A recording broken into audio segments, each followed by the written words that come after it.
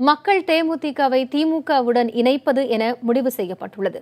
சென்னை எழும்பூரில் மக்கள் தேமுதிக நிர்வாகிகளின் ஆலோசனை கூட்டம் நடைபெற்றது. முன்னாள் எம்எல்ஏக்களான சந்திரகுமார், பார்த்திபன், சேகர் ஆகியோர் தலைமையில் நடைபெற்ற இந்த கூட்டத்தில் மாநில நிர்வாகிகள் பலரும் கலந்து கொண்டனர். கூட்டத்தில் மக்கள் தேமுதிகவை திமுகவில் இணைப்பது என தீர்மானம் நிறைவேற்றப்பட்டது. சட்டப்பேரவை தேர்தலின் போது தேமுதிகவில் இருந்து பிரிந்த சந்திரகுமார் தலைமையிலான நிர்வாகிகள் சிலர் மக்கள் தேமுதிக என்ற கட்சியை தொடங்கினர். தேர்தலில் திமுகவுடன் கூட்டணி அமைத்து அக்கட்சியின் சின்னத்தில் போட்டியிட்ட சந்திரகுமார், பார்த்திபன், சேகர் ஆகியோர் தோல்வியை தழுவினர்.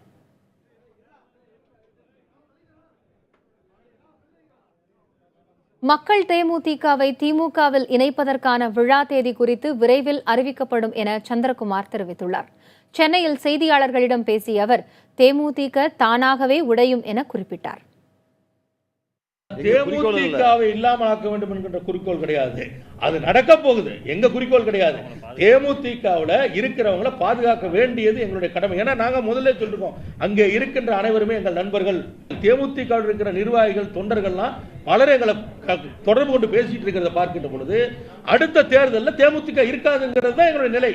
அந்த மாதிரி ஆக போகுதுங்கிறத முன்கூட்டியே சொல்றோம்.